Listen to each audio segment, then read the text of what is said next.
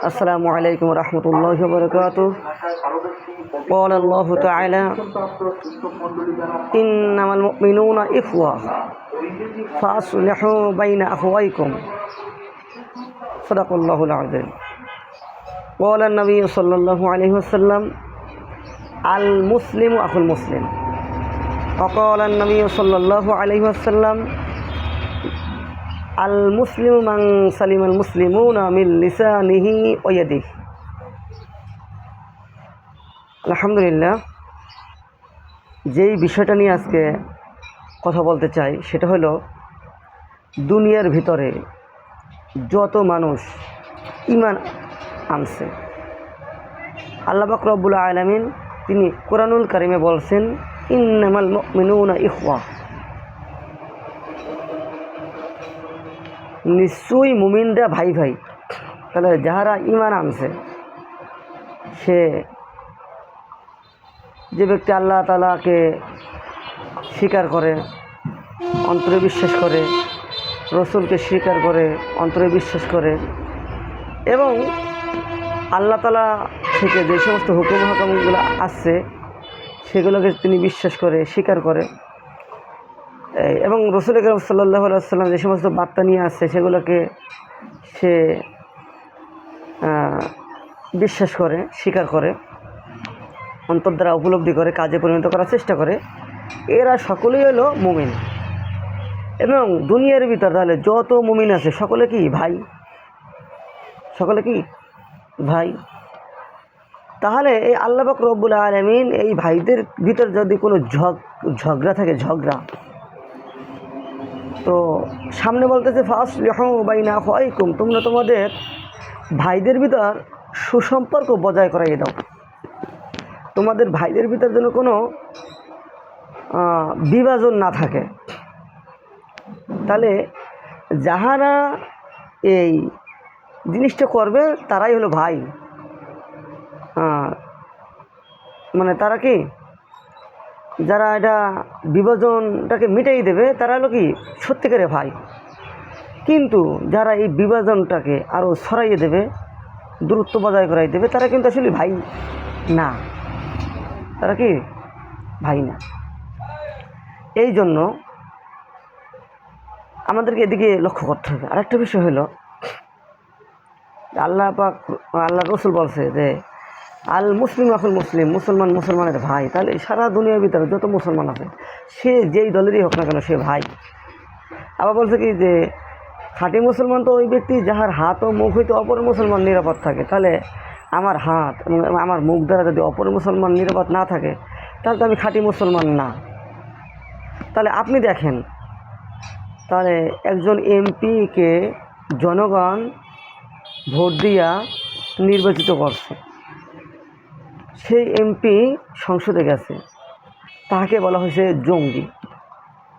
যে তাহাকে যে জঙ্গি বলা হয়েছে, আসলে এইটা কি তার মুখ দ্বারা হানজালা, এমপি হানজালা সে কি নিরাপদ থাকলো? তারা সে কি খাঁটি মুসলমান হইতে পারলো না। কিন্তু এমপি হানজালা একটা অধিকাংশ মানুষের ভোটে নির্বাচিত হয়ে সে এমপি হয়েছে, আর তাকে বলা হয়েছে জঙ্গি। তাহলে যারা নির্বাচিত করছে তারাও কি জঙ্গি? তারা অধিকাংশ মানুষ কি তাকে জঙ্গি মনে করলে তো তাহারে ভোটই দেওয়ার কথা না, তাকে ভোট দিল কেন?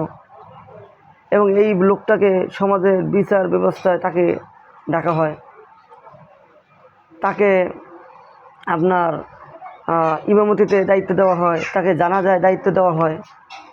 তাহলে এত সত্ত্বেও তাকে কেন জঙ্গি ট্যাগ দেওয়া হলো? অবশ্যই এর পিছনে কিছু উদ্দেশ্য আছে।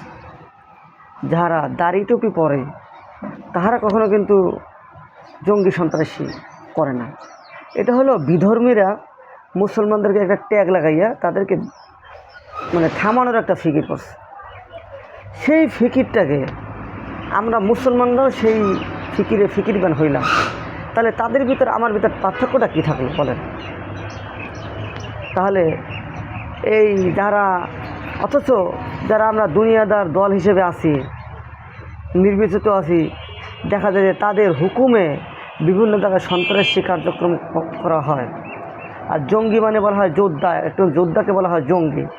তাহলে যে সমস্ত নেতারা মানুষকে হুকুম দিয়া গণহত্যা চালায়, গুম করে, সন্ত্রাসী কার্যক্রম করায়, তো যাদেরকে ব্যবহার করে তারা তো জঙ্গি। আর কার্যক্রমটাকে বলা হয় সন্ত্রাস, কার্যক্রমটাকে বলা হয় কি সন্ত্রাস। যাদেরকে ব্যবহার করা হয় তারা কি জঙ্গি।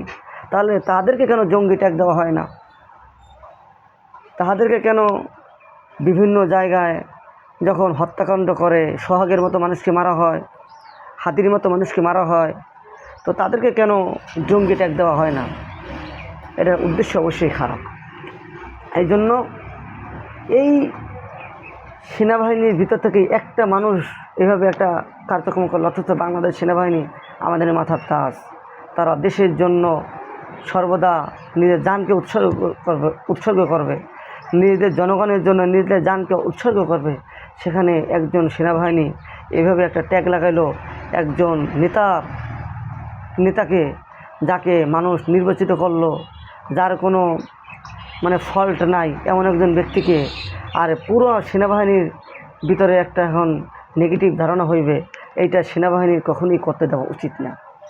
এই জন্য সেনাবাহিনীর উচিত এই মুহূর্তে যেই ব্যক্তি এই জিনিসটা বলছে তাকে অবশ্যই আইনের আওতায় নিয়ে আসা, জনসম্মুখে এটার বিচার করা, যাহার দ্বারা সেনাবাহিনীর ভাবমূর্তি ঠিক থাকে।